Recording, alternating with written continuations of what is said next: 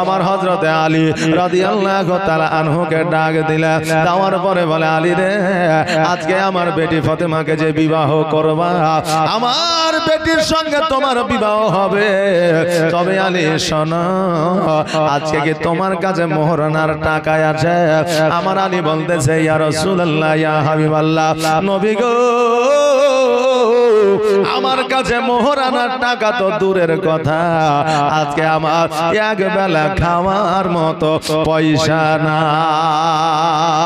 নবী আমার বললে, আলী, আজকে যদি মোহরানা না থাকে রে, আজকে বিবাহ হবে না। এই জন্য মোহরানার টাকা তোমাকে ব্যবস্থা করতে হবে। আলী যেন চুপ করে দাঁড়িয়ে আছে। নবী আমার বলতেছে, আলী, আজকে তোমার বাড়িতে কি কি আছে বলো। নবী আমার যখন এই কথা বললে, আলী বলতেছে, আমার বাড়িতে একটা লোটা আছে, আমার বাড়িতে একটা তলোয়ার আছে, আমার বাড়িতে একটা ঢাল আছে। নবী গো, এটা ছাড়া আমার বাড়িতে আর কিছুই না, এমনকি বাড়িখানা আমার না। আমি একটা খেজুর গাছের পাতা দিয়া ছোট্ট করে কুটির বানিয়েছি গো নবী, ওই জায়গায় আমি আলী বসবাস করি। আজকে এই তিনটা জিনিস ছাড়া আমার আর কিছুই নাই। নবী আমার বললে, আলী রে, আজকে তোমাকে তলোয়ার বিক্রি করতে হবে না। আজকে তলোয়ার বিক্রি করলে যুদ্ধের ময়দানে গেলে অসুবিধা আছে। আজকে তোমাকে লোটাটা বিক্রি করতে হবে না। লোটাটা বিক্রি করলে তোমার ওযু করতে অসুবিধা হবে, পানি পান করতে অসুবিধা হবে। আলী, আজকে তোমার ঢালখানা বিক্রি করে দাও, কারণ ঢাল ছাড়াও যুদ্ধের ময়দানে যাওয়া যায়।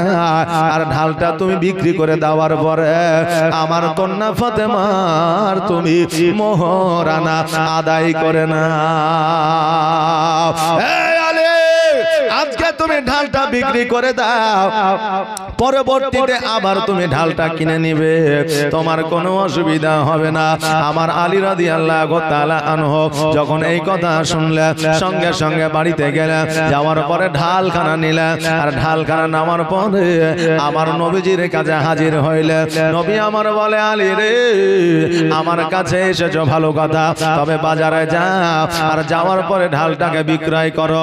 আমি ততক্ষণ এই জায়গায় দাঁড়িয়ে আছি, আমি এই জায়গায় মসজিদে আমি থাকছি, তুমি যতক্ষণ পর্যন্ত না আসবে ততক্ষণ পর্যন্ত আমি কোথাও যাব না। আলী রাদিয়াল্লাহু তাআলা আনহু ওই ঢালখানাকে লইয়া যেন বাজারের দিকে রওনা হয়ে গেল। কিছু দূর যাওয়ার পরে দেখছে যেন আমার হযরতে ওসমান গনি রাদিয়াল্লাহু তাআলা আনহু যেন বাবা দাঁড়িয়ে আছে। ওসমান গনি ডাক দিয়া বলতেছে, আলী, যুদ্ধ নাই, জিহাদ না, আজকে কোন রকমের দ্বন্দ্ব না, আজকে তুমি ঢাল নিয়া কোথায় যাও? আলী বলতেছে, ওসমান, তুমি কি জানো না ফাতেমার সঙ্গে আমার বিবাহ আমার নবীজি দেবে, এই জন্য মোহরানা আদায় করার জন্য আজকে ঢালটাকে আমি বিক্রয় করব। ওসমান গনি বলতেছে, আলী, আজকে তুমি ঢালটা বিক্রয় করবে, বলো বলো দাম কত নেবে, তোমার এই ঢালের মূল্য কত নেবে? আমার আলী বলতেছে, আমার ঢালটা কে নিবে? ওসমান গনি বলতেছে, আমি নেব। এবার আলী বলতেছে, ওসমান, আমার ঢালখানা যখন তুমি নেবে, এতে আবার দামের কি আছে? দেখবেন বাবা, বন্ধু বান্ধবে যদি কিছু বেচা কেনা হয়, মোবাইল বলেন, বাইক বলেন, সাইকেল বলেন, যাই বলেন না কেন, তো বন্ধু এক বন্ধু অপর বন্ধুকে দামটা বলতে একটু লজ্জিত বোধ মনে করে, নাকি বলে যে তুই বন্ধু নিবি তো এটার দাম দর কি আছে? বাবা, নিজের ভাই যদি আপনার জমি নিতে চায়, তো আপনি বলবেন সেখানে 1000 কম আর বেশি, তুই তো নিবি, তো যা লিবি, তোর সাথে আর দাম দর কি করবে, লোকে যা দিছে তুইও তাই দিবি, তাই বলে কি বলে না? বলে। এগুলো হচ্ছে আত্মীয়তার সম্পর্ক একটা থাকে, এই জন্য বলে। এই জন্য আমার আলী বলতেছে, ওসমান, আজকে ঢালখানা তুমি নিবা, তোমার সঙ্গে দাম দর আর কি করব, মূল্য তোমাকে আর কি বলবো। আজকে ঢালটার যে দাম সে যে রকম তোমার জুড়বে, আজকে যেই রকম তোমার মন চাইবে সেই রকম ভাবে তুমি এই ঢালটার বিক্রি করে এই ঢালটার মূল্য দাও। কারণ আমি আমার অতি শীঘ্রই অতি তাড়াতাড়ি আমার টাকার দরকার। আমার ওসমান গনি রাদিয়াল্লাহু তাআলা আনহু বলতেছে, তবুও বলো রে আলী, এর মূল্য তুমি কত নিতে চাও? আলী বলতেছে, না না না, আমি বলবো না, তুমি যেটা দিবে আমি আলী সেটাই নিয়ে যাব। সঙ্গে সঙ্গে আমার হযরতে ওসমান গনি রাদিয়াল্লাহু তাআলা আনহু পকেটের মধ্যে বাবা হাত ঢুকাইলেন। আর পকেটের মধ্যে হাত ঢুকানোর পরে যত পকেটে টাকা ছিল সব টাকাগুলো বার করে আমার আলীর হাতে উঠাইয়া দিলেন। আলীর হাতে যখন উঠাইয়া দিলে আমার আলী রাদিয়াল্লাহু তাআলা আনহু অতি বাবা খুশি হয়ে গেলেন। এই জন্য খুশি হইলে যে আলী রাদিয়াল্লাহু তাআলা আনহু এতগুলো টাকা একসঙ্গে কোনোদিন দেখে না। আলী বলতেছে, ভাই তোমার ঢাল তুমি না, আর আমি আমার নবীজির কাছে যাই। ঢালখানা দিয়া আমার আলী রাদিয়াল্লাহু তাআলা আনহু যেন বাবা চলতে আরম্ভ করেছে। ওসমান গনি পেছন থেকে ডাক দিয়ে বলতেছে, এই আলী, এত তাড়া কিসের, এত দ্রুত বেগে যাও, কারণটা কি? আমার একটা কথা তুমি শুনে যাও। আলী বলতেছে, ওসমান, আজকে আমার জন্য আমার নবী দাঁড়ায় আছে। আজকে যদি নামে আমার নবী যদি আমার প্রতি বেজার হয়ে যায়, আমি কিয়ামতের দিন জবাব দিতে পারবো না। এই জন্য দ্রুত বিক্রি করে আমার নবীর কাছে হাজির হতে চায়। ওসমান গনি বলে, আলী, আজকে ফাতেমার সঙ্গে তোমার বিবাহ, আজকে তোমার যদি টাকা থাকতো, পয়সা থাকতো, তবে কি আমাদের দাওয়াত তুমি করতে না? আলী দুই চোখের পানি ছেড়ে দিয়ে বলে, ওসমান, আজকে যদি আমার টাকা থাকতো, পয়সা থাকো, অট্টালিকা থাকতো, জমি জায়গা যদি থাকতো, আজকে তোমাকে দাওয়াত করে খাওয়ানো তো দূরের কথা, আজকে সারা আরো বাসীদের দাওয়াত করে খাওয়াইতাম। জোরে বলেন সুবহানাল্লাহ। হে বাবা, জগতের মধ্যে লক্ষ্য করে দেখবে, আল্লাহ যাকে টাকা দিয়েছে তার বাবা মন মানসিকতা না, আর আল্লাহ যাকে টাকা দেয় না তার বাবা মন মানসিকতা ভালো। কারণ হইল, একটা ফকির দেখবে রাস্তা দিয়ে চলে যাচ্ছে, দেখবেন ধনী মানুষেরা ওই ফকিরকে টাকা পয়সা খুব কমই দেয়, দেখবেন গরিবেরাই গরিবের মূল্য বোঝে। এই জন্য গরিবেরাই ওই ফকিরটাকে আপনার সহযোগিতায় হাতটা বাড়িয়ে দেয়। এই জন্য বাবারে আমার আলী রাদিয়াল্লাহু তাআলা আনহু বলতেছে, হে ওসমান, আজকে যদি আমার টাকা থাকতো, পয়সা থাকতো, যদি আমার ধন সম্পত্তি থাকতো, আমি আমার সমস্ত আরো বাসীদের দাওয়াত করে খাওয়াইতাম। ওসমান বলে, আলী, আজকে তুমি দাওয়াত করে খাওয়াইলে, আজকে আমাকে একটা উপহার দিতে হতো, নাকি বলেন? দাওয়াত খেতে গেলে আমরা উপহার দিত, উপহার দেওয়া যাবে, উপহার নেওয়াও যাবে। হে বাবা, আমার ওসমান গনি বলতেছে, তুমি দাওয়াত করলে তোমার বাড়িতে খাইতাম, তোমার বাড়িতে যাইতাম, তোমাকে একটা উপহার আমাকে লাগতো। বলে, হ্যাঁ। বলে, আলী রে, আমি ওসমান গনি, আজকে আমি তোমার ঢালটা আমি তোমার কাছে ক্রয় করেছি, আজকে এই ঢালখানা আমি তোমাকে উপহার দিয়ে দিলাম। জোরে বলেন সুবহানাল্লাহ। আলী রাদিয়াল্লাহু তাআলা আনহু বাবা খুশি হয়ে গেলেন। ওই ঢালখানা নিয়ে যেন আমার নবীজির কাছে হাজির হইলে, আমার নবীজি বলতেছে, আলী, কি ব্যাপার, আজকে তুমি ঢালখানা কেন বিক্রয় করনি? আজকে তোমার ঢালটাকে বিক্রয় হয় না। আমার আলী রাদিয়াল্লাহু তাআলা আনহু বলতেছে, ইয়া রাসূলুল্লাহ, ইয়া হাবিবাল্লাহ, নবী গো, আজকে আমার ঢালটাও বিক্রি হয়েছে, আমি টাকাও পেয়েছি, কিন্তু আমার ঢালখানা আমার কাছে এসেছে। নবী আমার বললেন, কেমন করে?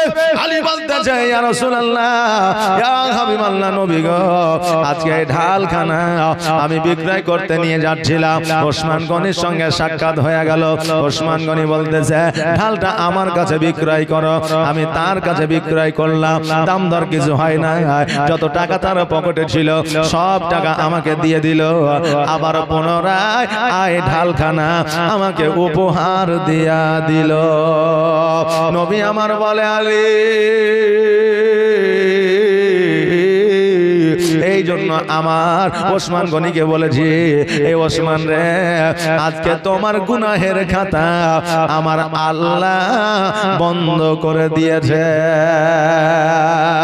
ওসমান গনি রাদিয়াল্লাহু তাআলা আনহু, বাবা, ওনার যে গুনাহের খাতা আমার আল্লাহ তাবারক তাআলা বন্ধ করে দিয়েছে। এর কারণ কি, কিসের জন্য? আমার নবী একদিন বলেছিল, আমি মসজিদ তৈরি করব, আল্লাহর ঘর, তোমরা কে কি দান করবা তোমরা করো। এইদিকে বাবারে আমার ওসমান গনি পরস্পর তিনটা খেজুর গাছ দিয়েছিল। এই জন্য আমার নবী বলেছিলেন, ওসমান, আল্লাহ তাবারক তাআলা তোমার দান করার বদৌলতে আজকে তোমার গুনার খাতা বন্ধ করে দিয়েছে। সাহাবীরা প্রশ্ন করেছিলেন, হুজুর গো, একজন বান্দা গুনার খাতা কেমন করে বন্ধ হতে পারে? কারণ হইল মানুষ চলার পথে বলার পথে যে কোনো মুহূর্তে যে কোনো সময় গুনাহ করতে পারে, আর কোনো গ্যারান্টি না। কিন্তু গুনার খাতা কেমন করে বন্ধ হইবে? আমার নবী বলেছিল, শোনো রে, একটা পায়রা একটা কবুতর যখন তুমি বাড়িতে নিয়ে আসো, নিয়ে আসার পরে ওই কবুতরটাকে তুমি ছেড়ে দাও, দেখবে উড়ে পালাতে পারবে না, কারণ তার পর পাখাগুলো উঠিয়ে নেওয়া হবে। পর পাখা উঠিয়ে নিলে ওই কবুতর উড়ে পালাতে পারবে না, ওই পায়রা উড়ে পালাতে পারবে না। আমি নবীজি আজকে ওসমান গনি গুনাহ করার রাস্তা, আজকে ওসমান গনি গুনাহ করার পর পাখা আমি নবী উঠায়া দিয়েছি, জীবনে তার গুনাহ হবে না। জোরে বলুন সুবহানাল্লাহ। জীবনে ওসমান গনির গুনাহ হবে না। এই আলী, এই জন্য আমার ওসমান গনির গুনাহের খাতা আমার আল্লাহ বন্ধ করে দিয়েছে। কারণ ওসমানকে আমার আল্লাহ টাকা দিয়েছে, পয়সা দিয়েছে, ধন দিয়েছে, সম্পদ দিয়েছে, খেজুরের বাগান দিয়েছে, কিন্তু আমার আল্লাহ তাকে মন ভালো দিয়েছে। জোরে বলেন সুবহানাল্লাহ। বাবাজি ভাইরা, আজকে ওই ওসমান গনি রাদিয়াল্লাহু তাআলা আনহু আমার আলীকে ঢালখানা পুনরায় আপনার উপহার দিয়েছিলেন। আলী রাদিয়াল্লাহু তাআলা আনহুকে আমার নবীজি বলে, আলী রে, তবে টাকাগুলো দাও। এবার টাকাগুলো আমার নবীর হাতে উঠায় দিলেন।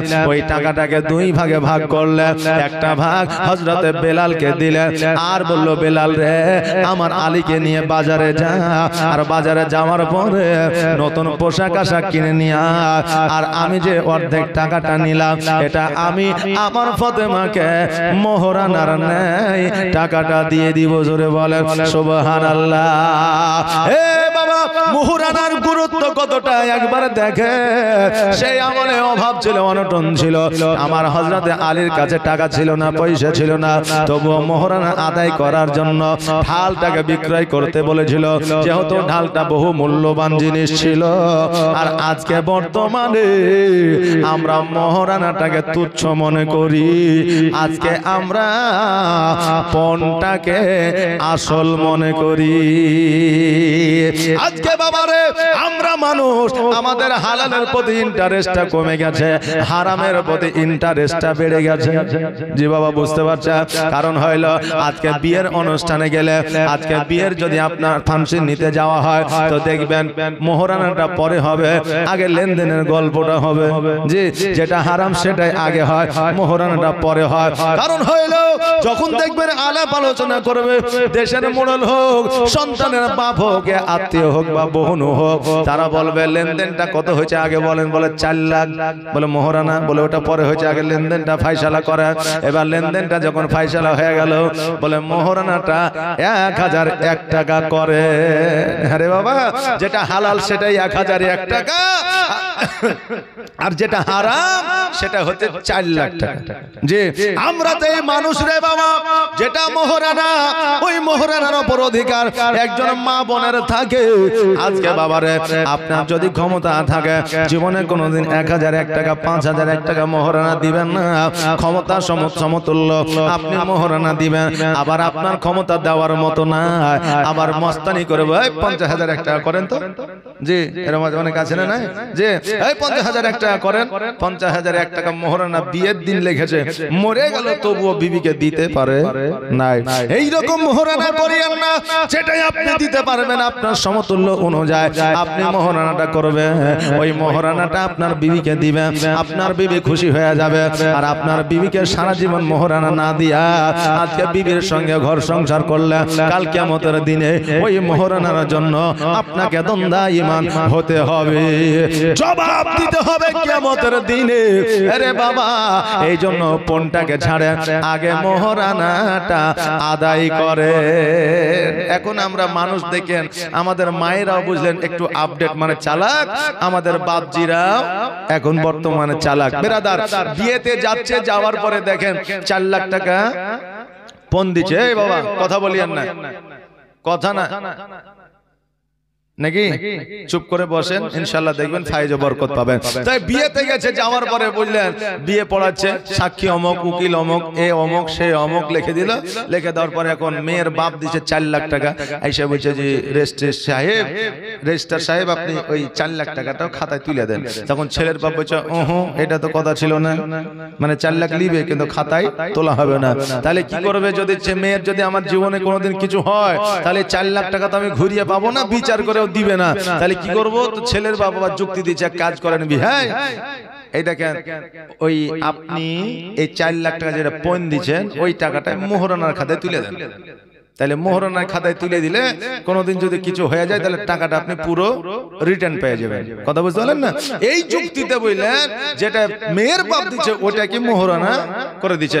এখন বলছে বিহাই আমি তো 4 লাখ দিলাম, তো মোহরানাটা কই, ওইটা তো তুললেন না। তো বলছে ওইটা তুলে আর কি করব, যে 4 লাখ দিলেন যদি কিছু হয় তো ওই 4 লাখে দিতে পারবো কিনা, তো ওটাই তো মোহরানা, আর নিতে হবে না। এইরকম জগতের মানুষ অনেক আছে। আচ্ছা বলে ওই পরিবার থেকে ওই নারী পুরুষ যদি মনে করে যে আমার একটা মুমিন সন্তান নিব, হবে যে হবে হবে না, যেহেতু মোহরানা আদায় করলো না। হে বাবা, শরীয়তের মধ্যে ইসলামের মধ্যে মোহরানার একটা গুরুত্ব আছে রে বাবা। মোহরানা অতি অবশ্যই আদায় করবেন। মোহরানা আদায় না করলে রে বাবা বিবাহ সহি সম্পূর্ণ হবে না শরীয়ত মতে। হে বাবা যে ভাইরা, আমার নবী মুস্তাফা সাল্লাল্লাহু তাআলা আলাইহি ওয়াসাল্লাম ওই বাবা টাকাটা নইয়া আমার মা ফাতেমার কাছে গেলেন। যাওয়ার পরে বাড়িতে যাইয়া সালাম দিলেন, আসসালামু আলাইকা ইয়া আহলাল বাইত। আমার মা ফাতেমা ওয়ালাইকুম আসসালাম উত্তরখানা দিলেন। দরওয়াজাটা খুললেন, বলে আম্মা গো এতক্ষণ কোথায় ছিলেন, কোন জায়গায় ছিলেন? নবী আমার বলে ফাতেমা আর বলিও না রে মা, আজকে তোমার বিবাহ আমি ঠিক করে ফেলেছি। আজকে তোমার বিবাহের জন্য আমি জামাই খুঁজে ফেলেছি। ও ফাতেমা, আজকে তোমার জন্য কোন জামাই, কোন স্টাইলিশ জামাই আমি খুঁজি না, কোন ধনী জামাই আমি খুঁজি না, কোন অট্টালিকার জামাই আমি খুঁজি না। এ ফাতেমা, আজকে তোমার জামাই হিসেবে যাকে বেছে নিয়েছে, যার নাম হলো হযরত আলী, আজকে তার জমি নাই, জায়গা নাই, টাকা নাই, পয়সা নাই, আজকে সে একজন ছাগল বকরি চড়া, যাকে আমরা বাংলা ভাষায় রাখাল বলি। আমার ফাতেমা বলতেছে আব্বা গো, আব্বা এই কথা আর আপনি বলিয়েন না, কারণ আমার স্বামী চাহে রাখাল হোক, আমার স্বামী চাহে গরিব হোক, আমার স্বামী চাহে দরিদ্র হোক, আমি ফাতেমা আমার স্বামী আমার কাছে সর্বসেরা রাজা মহারাজা। জোরে বলেন সুবহানাল্লাহ। আরে মা, আজকে তোমার স্বামী যেমনই হোক না কেন, আজকে তোমার স্বামীর টাকা পয়সা থাকিয়া না থাক, আজকে তোমার স্বামী তোমার কাছে রাজা, আজকে তোমার স্বামী তোমার কাছে হিরো, আজকে তোমার স্বামী তোমার কাছে নায়ক। আজকে যারা স্বামীকে হিরোর পর্যা দেবে না, আজকে যারা স্বামীকে, আজকে আপনার মনোনীত খাতায় যারা স্বামীর নামটা লিখবে না, আজকে তারা আমার ফাতেমার সঙ্গে জান্নাতে যাবে না। এ বাবাজি ভাই, ভাইরা আজকে বর্তমানে টাকার আশায় টাকার লোভে একটা স্বামী ছাড়িয়া অপর স্বামীর কাছে যায়, বাবা সন্তান রাখিয়া সংসার ভাঙিয়া অপর জায়গায় চলে যায় আর মনে মনে চিন্তা করে যে আমি একটা আলীর মতো জামাই লিব নাকি। আলী যেমন ক্ষমতাশালী ছিল, আলী যেমন একজন মুমিন ছিল, নবীর সাহাবী ছিল, জান্নাতের সার্টিফিকেট পেয়েছিল, আমি সুন্দরময় আলীর মতো একটা জামাই লিব। আলী তো গরিব ছিল, দরিদ্র ছিল। আজকে তুমি তো দরিদ্র জামাই খোঁজো না, আজকে তুমি গরিব জামাই খোঁজো না, আজকে তুমি ধনী জামাই খোঁজো। কেমন করে তুমি আলীর মতো জামাই পাবে? মা বোনেরা, আজকে তোমার নসিবে যে স্বামী এসেছে ওই স্বামীটাকে আজকে তুমি তোমার মনোনীত স্বামী মেনে নিতে হবে। বাবাজি ভাইরা, আমার মা ফাতেমা বললে ইয়া রাসূলুল্লাহ, ইয়া হাবিবাল্লাহ, নবী গো আজকে আমার স্বামীকে রাখাল বলবেন না, কারণ আমার স্বামী আমার কাছে রাজা, মহারাজা, আমার প্রাণের দয়ার নবী, আমার প্রাণের দয়ার নবী, তুমি দাও না কেন দেখা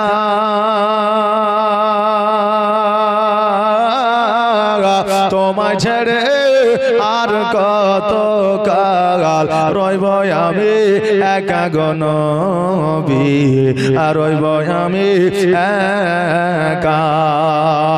আর দিবানিশি কেন্দে কেন্দে, আর দিবানিশি কেন্দে কেন্দে হলাম পাগল পারা,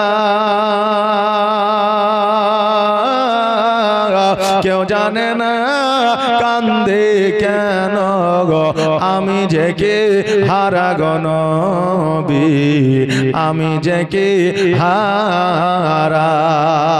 আর শোনরে আকাশ, শোনরে বাতাস, আর শোনরে আকাশ, শোনরে বাতাস, হারালাম মোর নবীজিকে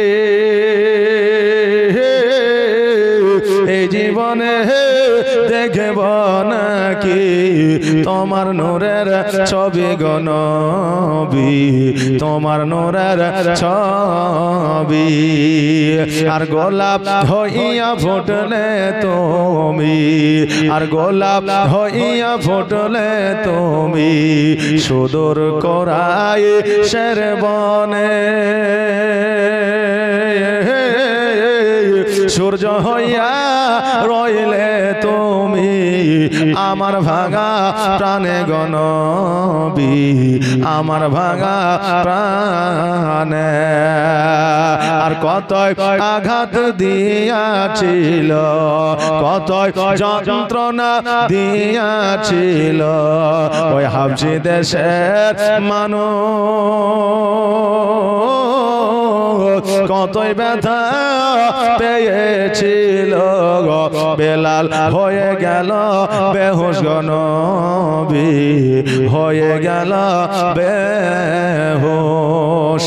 আর তবুও বেলাল ছাড়েনি কোরআন, তবুও বেলাল ছাড়েনি কোরআন, ছাড়েনি নবীর নাম।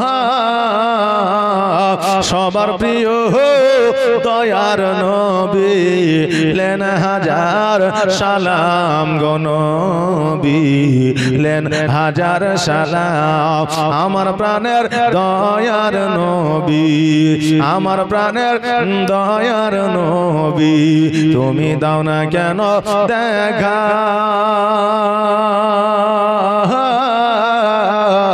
তোমায় ছেড়ে আর কত কাল রইব আমি একা গো নবী, আর রইব আমি একা। বাবাজি ভাইরা, আমার নবীজি বলতেছে ওমা এই জাদাটা আমার মাথায় উঠে দাও, তোমাকে নিয়ে যেতে হবে না। নারে তাকবীর, নারে সালাত। শামীম সাহেব দাদু দাদির নামে 1500 টাকা 2 বস্তা সিমেন্ট। নারে তাকবীর, নারে সালাত। আল্লাহ যে আশায় যে নিয়তে দান করেছে আল্লাহ তার দানকে কবুল করে নাও। এই দেখেন এইভাবে দিতে থাকবেন, ওয়াজ হবে, সুন্দর লাগবে, ভালো লাগবে না কি বলেন? এই বাবা আমার উমর বলতেছে হুজুর আপনার মাথায় জাতাটা উঠিয়ে দেব, এটা আবার কেমন হয়? আমার নবী বলতেছে ওমা এই জাতাটা আমার মাথায় উঠিয়ে দাও। আবু বকর বলছে হুজুর গো আপনার মাথায় জাতা থাকবে, আমি আবু বকর সহ্য করতে পারবো না। নবী গো এই জাতাটা আমার মাথাতে উঠিয়ে দাও। নবী আমার বলছে না না না এই জাতাটা তোমার মাথায় উঠিয়ে দেওয়া যাবে না। এবার হযরত আব্দুল্লাহ ইবনে আনসারী বলছে হুজুর আমার মাথায় জাতাটা উঠিয়ে দাও। আমার নবী বলছে না না না তোমার মাথাতেও দেওয়া যাবে না। আলী বলতেছে নবী গো আমার মাথায় উঠে দেন। আমার নবী বলছে না না তোমার মাথাতে উঠে দেওয়া যাবে না। ওসমান গনি বলছে হুজুর আমার মাথায় জাতাটা উঠে দেন। নবী আমার বলছে না না না তোমার মাথাতে উঠে দেওয়া যাবে না। সকল সাহাবী আমার নবীকে বলছে হুজুর গো আপনি জাতা মাথায় নিয়ে যাবেন, এটা আমরা সহ্য করতে পারবো না। নবী আমার বলে সাহাবীরা রে আজকে জাদাটা যদি তোমরা মাথায় নিয়ে যাও আমি নবী সহ্য করতে পারবো না। আমার নবীজের মাথা ওই জাদা মুবারকটা উঠায়া দিলেন। আর বাবাজি ভাইরা এক বগলে পাটি নিলেন, অপর বগলে আপনার চাদরটা নিলেন। আমার নবীজি যেন হযরতে আলীর বাড়ির দিকে অগ্রসর হইলেন। এক সাইডে আমার ফাতেমা, অপর সাইডে হযরতে আলী, পেছনে যেন আমার নবীজির সাহাবীরা যেন চলে। চলতে চলতে আলীর বাড়িতে পৌঁছায় গেল। আমার নবীজি ওই জাদাটাকে নামায় দিলেন। আর নামায় দেওয়ার পরে আমার নবীজি আলীকে বলতেছে আলী রে আজকে তোমার ঘর ও বাড়িটা ঠিক না, আজকে তোমার বাড়িটা তোমার ভেঙে গিয়েছে, বাড়িটা আজকে তোমার ভেঙে গিয়েছে। সাহাবীদেরকে অর্ডার দিলেন। অর্ডার দেওয়ার পরে আমার নবীজি বললেন সাহাবীরা খেজুর পাতা তোমরা কেটে নিয়ে আসো। আমার আলী রাদিয়াল্লাহু তাআলা আনহুকে একখানা ঘর তোমরা বানায়া দাও। হযরত আলী রাদিয়াল্লাহু তাআলা আনহুর যেন একখানা ঘর বানায়া দিলেন। আর আমার ফাতেমাতুজ জোহরা রাদিয়াল্লাহু তাআলা আনহু বলতেছে নবী গো আমাদেরকে যে জাতাটা দিলেন ওই জাতাটা কোন সাহাবীর মাথায় দিলেন না, আপনি নিজের মাথায় করে নিয়ে আসলেন, এর কারণটা বুঝতে পারলাম না। নবী আমার বলে ফাতেমা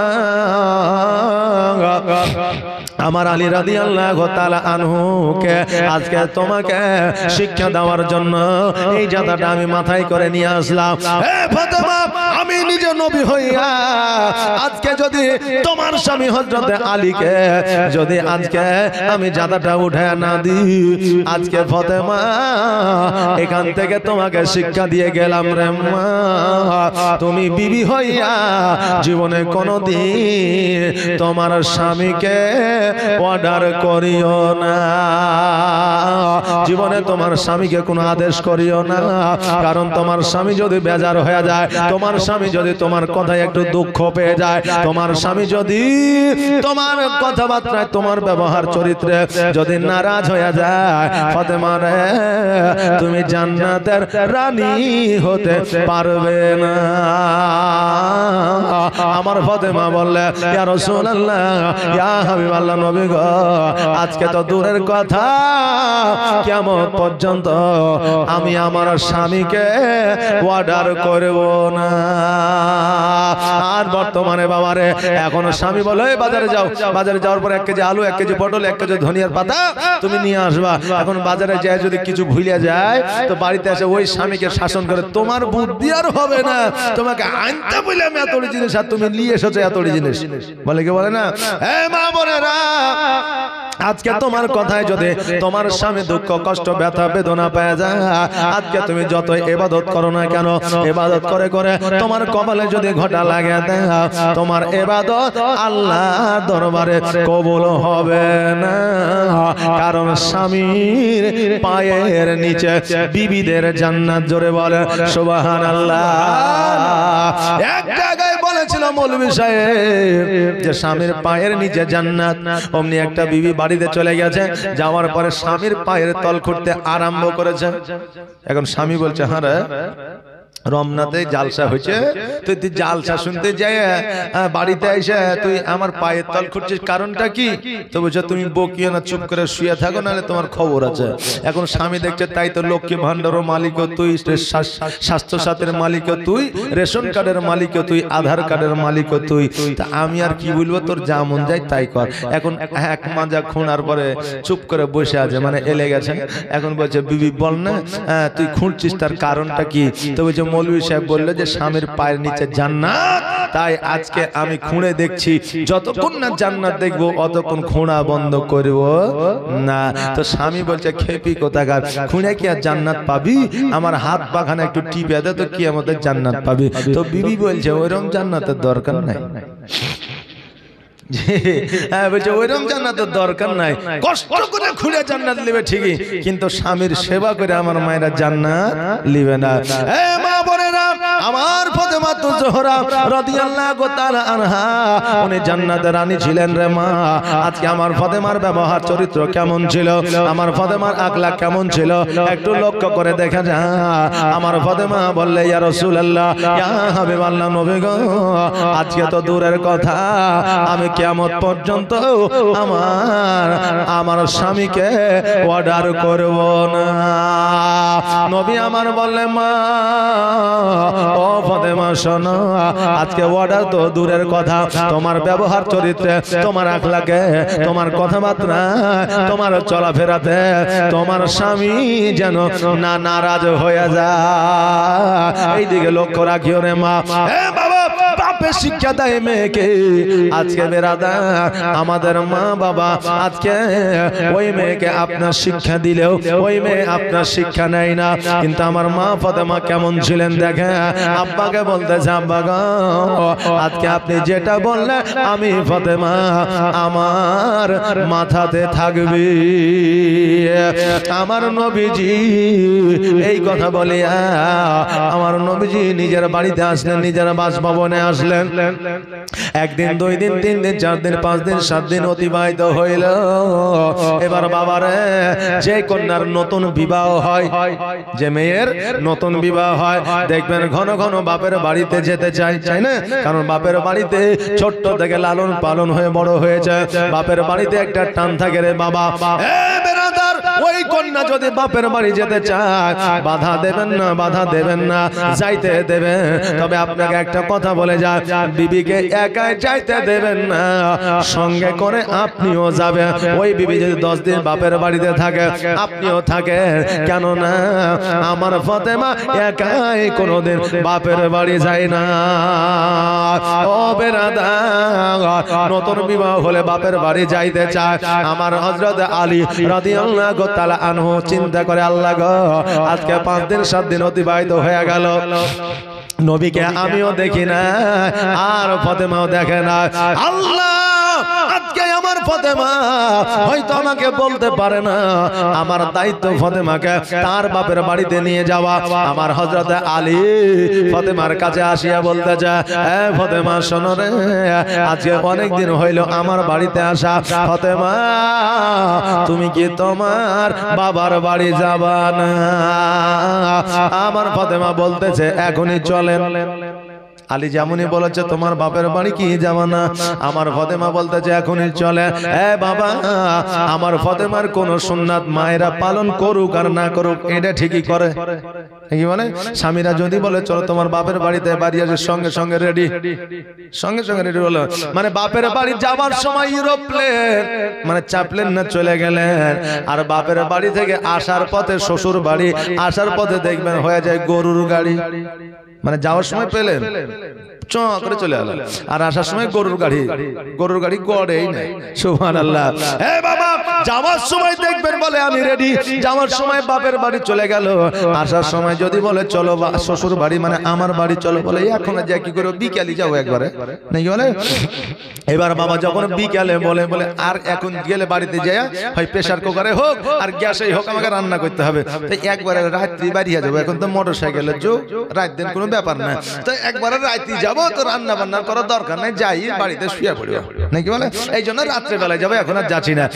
বাবা এই কথাটা শ্বশুর বাড়িতে থাকলে বলবে না, বাপের বাড়ি থেকে বলবে, হ্যাঁ মা জননী আজকে আমি বলে যাই আপনার স্বামী যদি বলে চলো বাড়ি, তুমি দ্বিতীয়বার আর কথা বলবে না।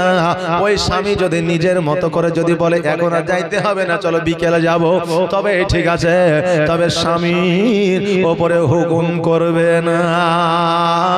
আমার ফাতেমা রাদিয়াল্লাহু তাআলা আনহা জানো বাবা আপনার বলতেছে স্বামী গো চলেন এখনই যাব, আমার আলী বলতেছে বিবি রে এই পোশাকটা আমি দেখতেছি আজকে এক সপ্তাহ ধরে পরে আছো, তোমার পোশাকটা কি পাল্টে নিবে না?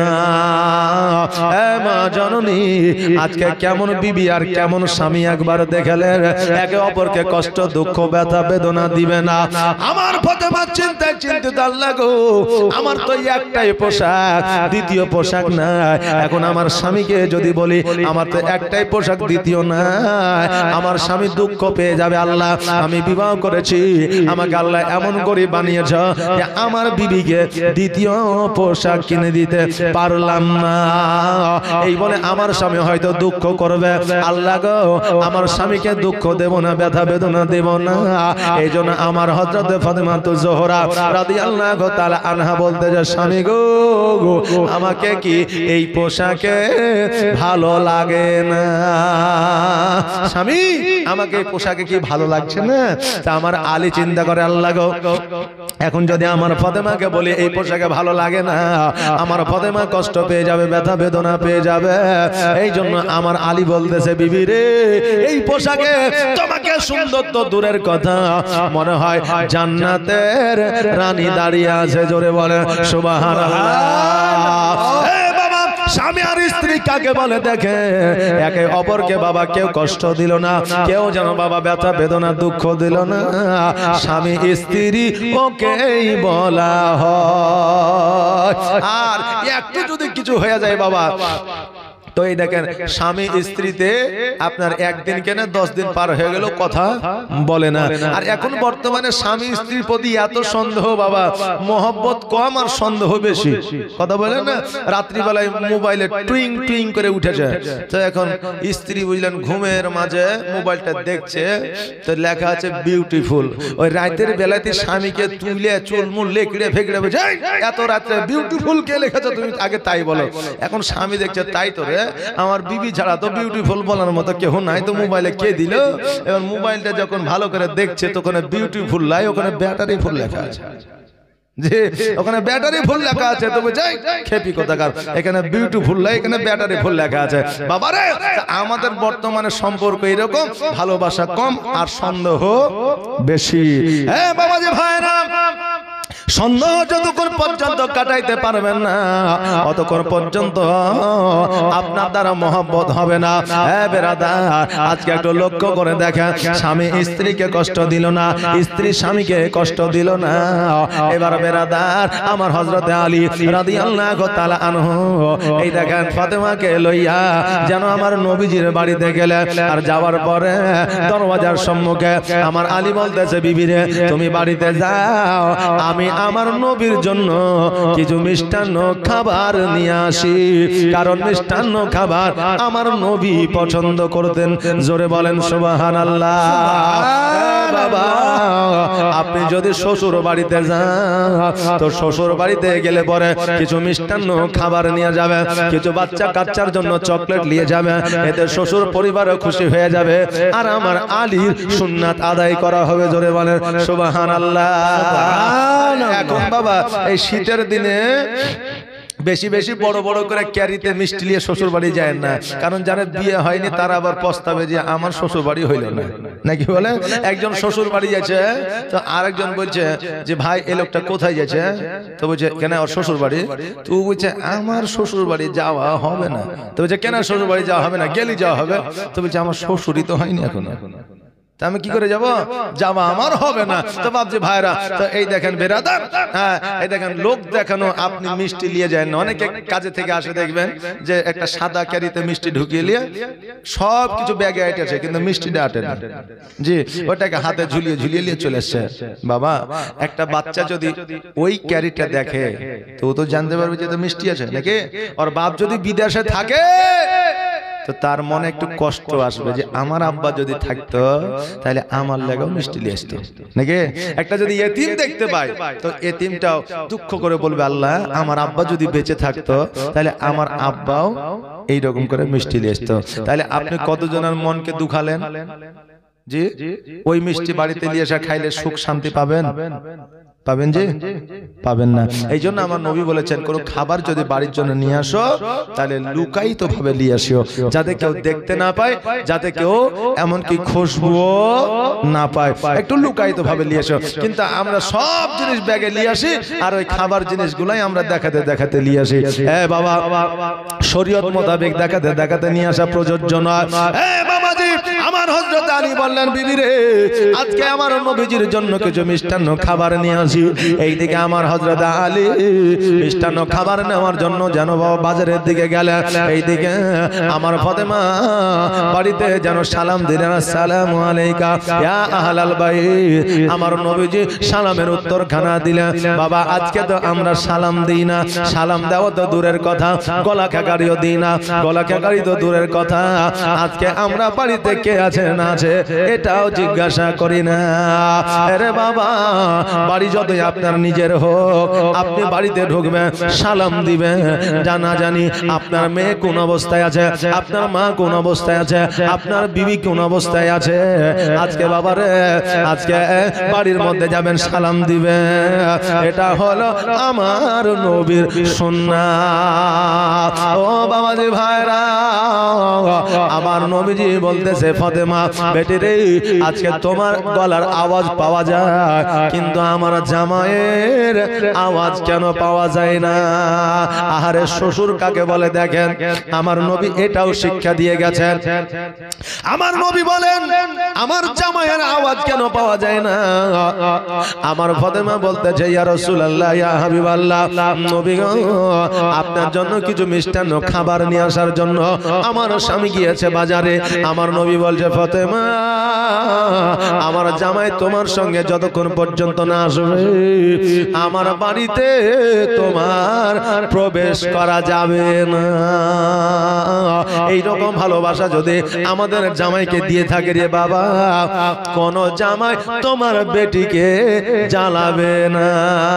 বেটি এসেছো, ও আচ্ছা জামাই বলে কলকাতায়, জামাই বলে চেন্নাই, বলে ঠিকই আছে জামাই যখন চেন্নাই গেছে তো আজকে 10 দিন কেন 20 দিন থেকে যাও নাকি, বলে 10 দিন কেন 20 দিন থেকে যাও। এই বাবা আজকে বেটি যদি আপনার বাড়িতে আসে তো জামাইকেও ডাকবেন, তাহলে জামাই যদি বেটির সঙ্গে আসে জামাই যদি খোঁজ খবর নেন তাহলে জামাই বলবে যে না আমার শ্বশুর আমাকেও ভালোবাসে শুধু তার বেটিকে লয়। শিক্ষাটা নিয়ে নেন বাবা। আমার নবী বললে ফাতেমা আজকে আমার জামাই যতক্ষণ না আসবে ততক্ষণ পর্যন্ত আমার বাড়িতে তোমার প্রবেশ করা যাবে না। আমার ফাতেমা দাঁড়িয়ে আছে, এবার আমার পালি মিষ্টান্ন খেজুর নিয়ে এসে আমার ফাতেমাকে দেখতে পাইল। কি ব্যাপার ফাতেমা তুমি যাওনি ভিতরে, বাড়িতে যাওনি? তো বললে আমার আব্বা বলে দিয়েছে জামাই না আসলে তোমার বাড়িতে প্রবেশ করা যাবে না। আমার মতো আপনার মতো জামাই হইলে বলতে হয় বাড়ি চল, তুই নিজের বিটি হয়ে যদি তোর বাড়িতে যদি না ঢুকতে হয় ঢুকতে দেয় তাহলে আমি তো জামাই, তাহলে আমার সম্মান আর কোথায় থাকবে? বাড়ি চল, বাপের বাড়ি যাইতে হবে না। বলতাম না বলতাম না বলতাম, কিন্তু আমার আলী বুঝকে হাসি দিয়ে বলতেছে ফাতেমা আজকে আমার নবী শুধু তোমাকে ভালোবাসে না, আমি আলী আমাকেও ভালোবাসে। জোরে বলেন সুবহানাল্লাহ। আমাকে কতটা ভালোবাসে দেখো, আমাকে ছাড়া তোমার বাড়িতে প্রবেশ নিষেধ। অতএব ফাতেমা আর দেরি নয়, চলো আমরা নবীজির কাছে যাই। স্বামী আর স্ত্রী দুজনে হাসিয়া হাসিয়া আমার নবীজির কাছে গেলেন। যাবার পরে আমার হযরতে আলী নবীজির হাতে খেজুরটা উঠায়া দিলেন। আর খেজুরটা উঠায়া দেওয়ার পরে আমার আলী বললেন, নবী গো, আপনার জন্য মিষ্টান্ন খাবার নিয়ে এসেছি, আপনি একটু খাইবেন আর আমরা খুশি হব।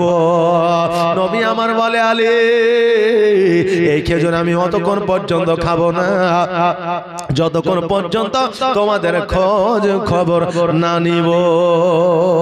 হযরত আলী রাদিয়াল্লাহু তাআলা আনহুর যেন মনটা কেমন করছে, একটু ভয় ভয় করছে।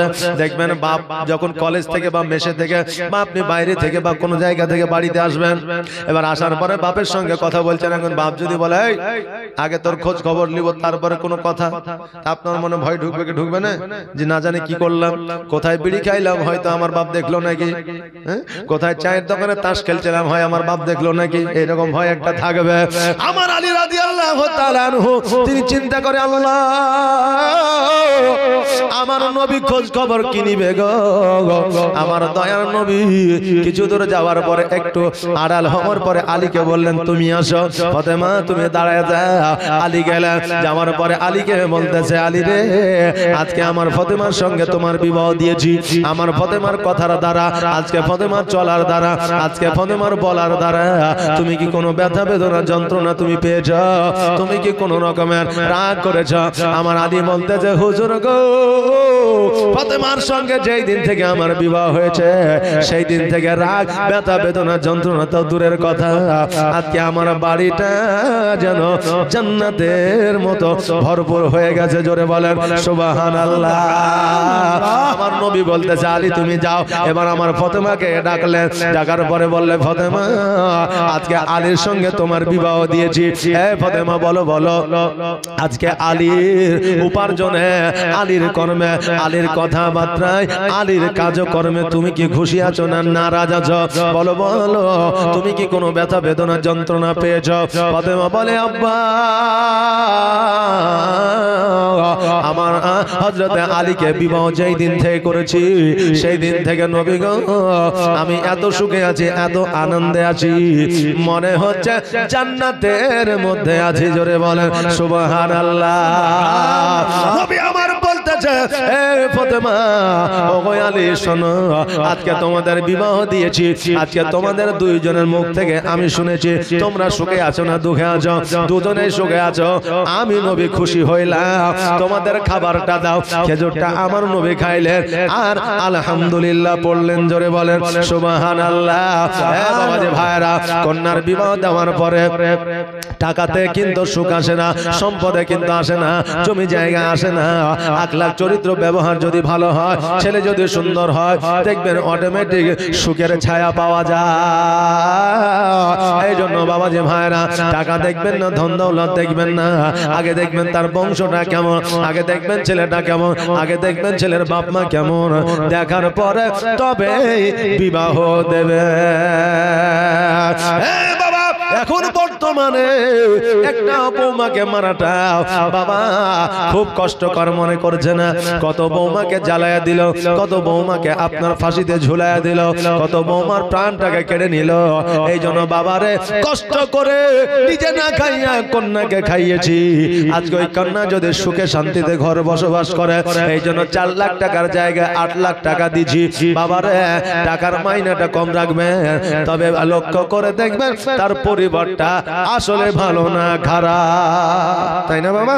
আগে দেখবেন তার পরিবারটা আসলে ভালো না খারাপ। হ্যাঁ বাবাজি ভাইরা, আমার নবীজি হযরত আলী, হযরত ফাতেমা জোহরা রাদিয়াল্লাহু তাআলা আনহুকে নিয়ে যেন একই সঙ্গে আপনার খাবার খাইলেন। আমার আলী রাদিয়াল্লাহু তাআলা আনহু সন্ধ্যাবেলা আমার নবীজির কাছে যেন বিদায় নিচ্ছেন। বলে, হুজুর গো আমাকে বাড়ি যাইতে হবে। ফাতেমা বলতেছে, হুজুর আমিও বাড়ি যাইব। বাবারে, আমার আলী রাদিয়াল্লাহু তাআলা আনহু 1 দিন 2 দিন 5 দিন 7 দিন থেকেছে, এটা ঠিকই, কিন্তু আমার ফাতেমা কোনদিন আলীকে ছাড়া নবীজির বাড়িতে যাই নাই। জোরে বলেন সুবহানাল্লাহ। কোনদিন আমার ফাতেমা আলীকে ছাড়া বাপের বাড়ি যায় না। আর আজকে আমার মা বোনেরা চিন্তা করে আমার স্বামী কাজে যাবে তবে তো মায়ের বাড়ি যাব, কাজেও যায় না, মায়ের বাড়িও যাওয়া হয় না। এ মা, আলীর মতো ফাতেমার মতো আজকে তুমিও যদি তোমার স্বামীকে তোমার বাপের বাড়িতে সঙ্গে করে নিয়ে যাও, এতে তোমার স্বামীর মোহাব্বত তোমার উপরে কমবে না, বরঞ্চ বেড়ে যাবে। আর নবীজি আমার আজ গড়ায়া সংসার হিজরত করিলেন সোনার মদিনা। নবীজি আমার আজ লাগায়া বাজার হিজরত করিলেন সোনার মদিনা। আর কত আছে জাহিরে, আর কত আছে বাতেনে, কত আছে জাহিরে, কত আছে বাতেনে, আর বাতেনের ভেদা ভেদ জানে পীর পায়গাম্বার আউলিয়া। নবীজি আমার আজ গড়ায়া সংসার হিজরত করিলেন সোনার মদিনা। আর নবী বলে হযরত আলী আমার বিছানায় আছে খালি, নবী বলে হযরত আলী আমার বিছানা আছে খালি, আর সেই বিছানায় তুমি শুয়ে যাও। নবীজি আমার আজ গড়ায়া সংসার হিজরত করিলেন সোনার মদিনা। নবীজি আমার আজ লাগায়া বাজার হিজরত করিলেন